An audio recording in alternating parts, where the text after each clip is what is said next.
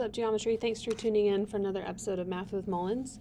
Today we're looking at our last lesson in Unit 7, Trapezoids and Kites. So figure out what are those properties of a trapezoid, what are the properties of kites, and be able to figure out mid-segments of trapezoids, use coordinate geometry to figure out the lengths, and just make sure we know the missing angles and side measures. We're going to talk about definitions first, and then I'll come back and draw some pictures. So a trapezoid is a quadrilateral that has exactly one pair of parallel sides, and the parallel sides are the bases. An isosceles trapezoid is when the legs of a trapezoid are congruent. Here, the diagonals are also congruent. And then the mid-segment of a trapezoid is the segment that connects the midpoints of the legs of the trapezoid. To find the mid-segment, you're going to take 1/2 of base 1 and base 2 added together. Okay, the mid-segment is also parallel to the bases. So let's go and draw some pictures just so we get an idea. First off, just one pair of parallel sides could look something like this. Parallel up top and bottom.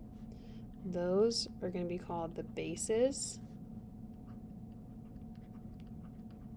And then the things that are not parallel, those are going to be the legs. Okay? An isosceles trapezoid is when the legs of the trapezoid are congruent. So that one looks more like your picture perfect trapezoid, and pretend I'm drawing this well. So we have top and bottom bases, those are going to be parallel, but then your legs are going to have those indicators that they're congruent. And then the mid segment of a trapezoid, I'm going to go back to that first trapezoid we drew. The mid segment of the trapezoid is going to be cutting those legs in half. Okay, so that means we would say like this segment and this segment are matching, and then these segments can be matching. They don't have to be identical, they just need to be showing that the legs are being cut in half. Okay, so we're going to use that information to answer a few questions about it, and then we'll finish up with kites. So example 1, let's look for the measure of K and the measure of M. With this, notice how these are parallel lines, and when we have parallel lines, the consecutive interior angles are going to add up to be 180. So to figure out the measurement of angle K, we would take 180 and subtract 87 from that, and that's going to give us our measurement of angle K, which is 129 degrees. Okay, and then for the measurement of angle M, you could also consider these are going to be consecutive interior angles, so 180 minus,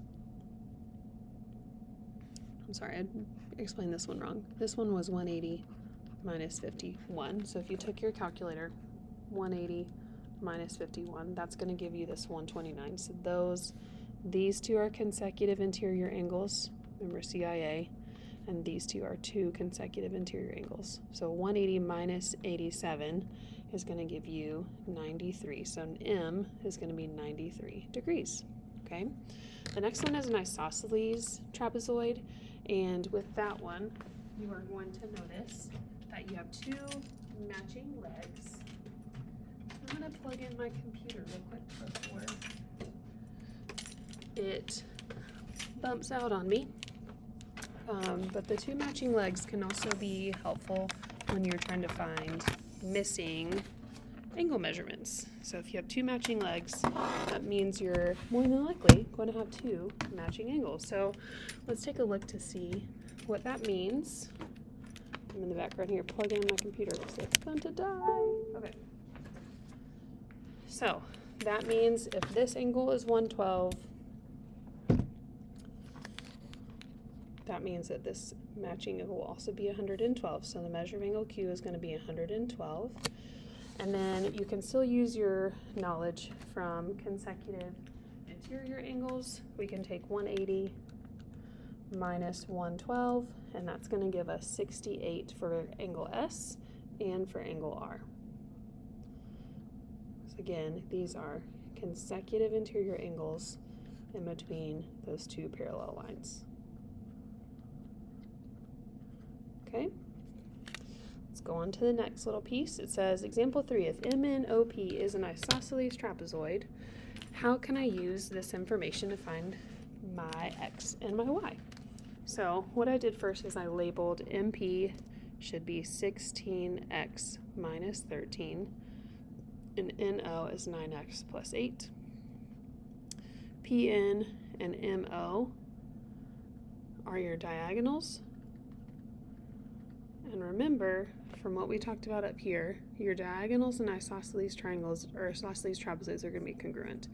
So let's start with my legs first. Isosceles trapezoids have congruent legs. So 16x minus 13 is equal to 9x plus 8. So I'm just going to subtract 9x from both sides and add 13 to both sides to get 7x equaling 21. So that means x can be 3. And then to find y, those are my diagonals. So PN is 5y plus 19 is going to be equal to MO. So 12y minus 37. So I'm going to subtract 5y from both sides, add 37 to both sides. I'm going to get 7y is equal to 56. So that means y has to be equal to 8. Okay?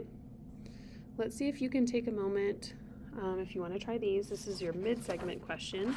So remember, mid-segment can be found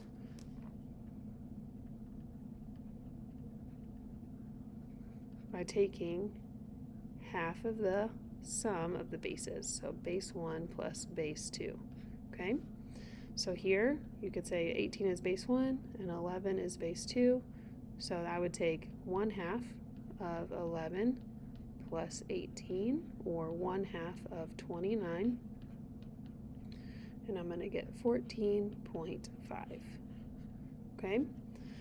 This next one, though, says the figure Rn is the midsegment of the trapezoid LMPQ. Find the value of x. If you want to pause this one and try it on your own, go ahead and try that. And then when you're ready to check it, let's go ahead and click play.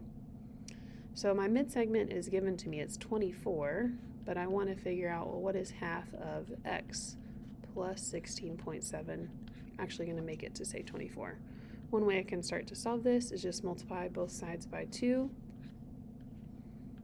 to get rid of that 1/2. So 48 is equal to x plus 16.7. And then I'm subtracting 16.7 from both sides. So that x is equal to 31.3. Okay? And then finally, for example 5, before we talk about kites, it says in trapezoid ABCD, AD is parallel to BC. So that's important to look at first. Find the endpoints of the midsegment. Remember, the midsegment is going to be found by taking the midpoint of your parallel, or your sides that are making parallels. So that'd be the midpoint of AB and the midpoint of CD, because I want my mid-segment to be parallel to AD and BC, so I want it to go vertically. So somewhere between AB and somewhere between CD. So AB's midpoint can be found by taking x plus x, so 0 plus 18, dividing that by 2, and y plus y, 8 plus 8 divided by 2. 18 divided by 2 is 9, and 8 plus 8 is 16, divided by 2 is 8. So 9, 8 is going to be about here. And then for CD, x plus x, so 1 plus 20, divided by 2, and then y plus y, 4 plus 0 divided by 2. 21 divided by 2 is going to give me 10.5, and 4 divided by 2 is just going to give me 2, so 10.5 comma 2 is right here. You should notice that your mid-segment is parallel to AD and BC.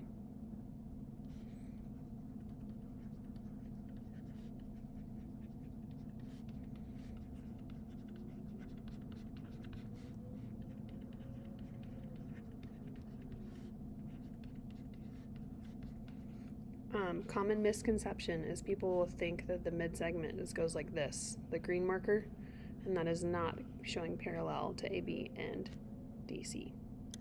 Okay? All right, moving on to kites. We're going to type out some definitions here and then draw a picture. So let's go ahead and get started. A kite is still a quadrilateral because it has 4 sides.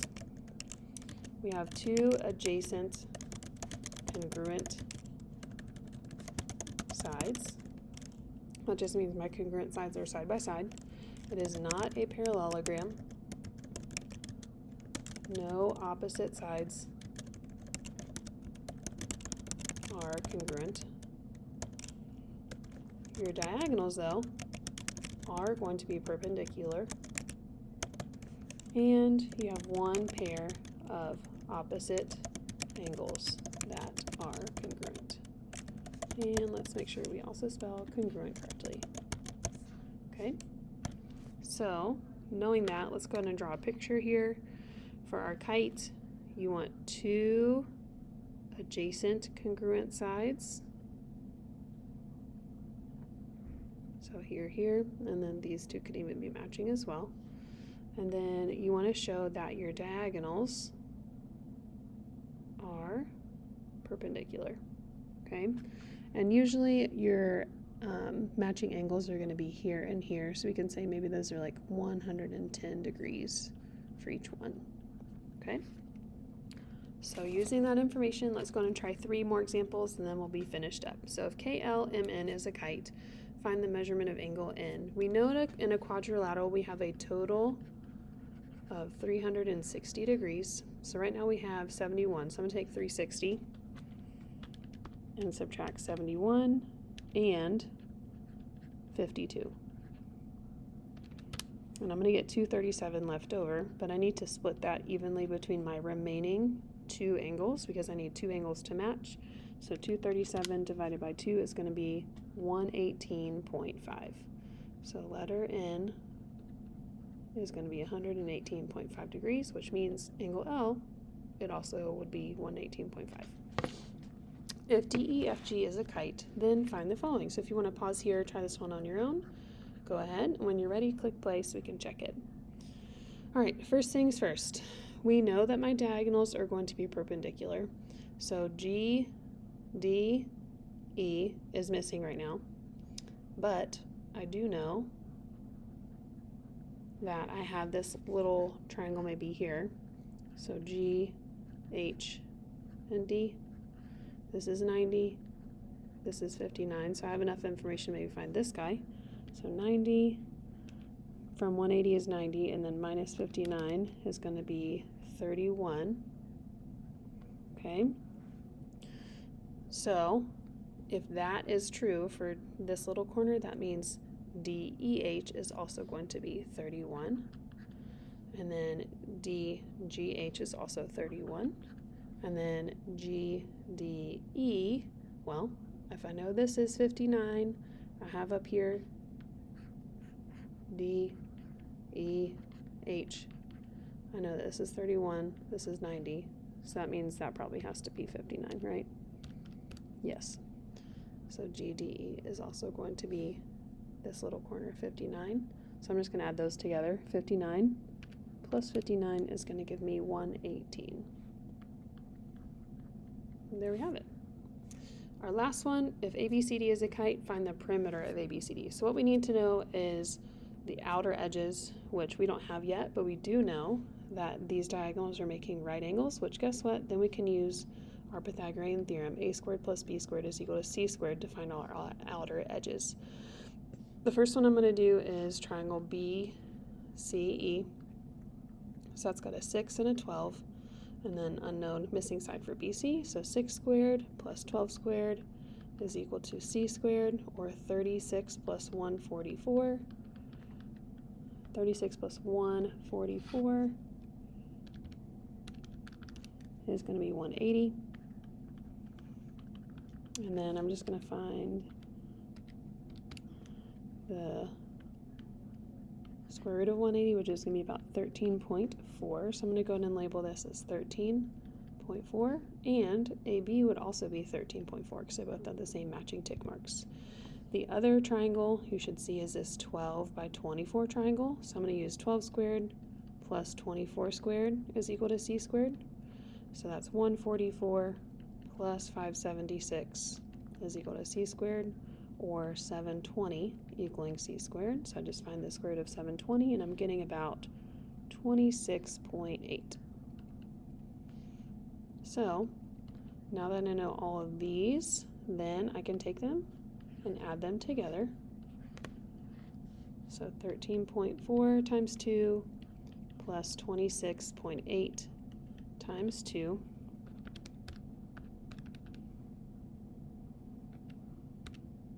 and I'm getting about 80.4 as my perimeter.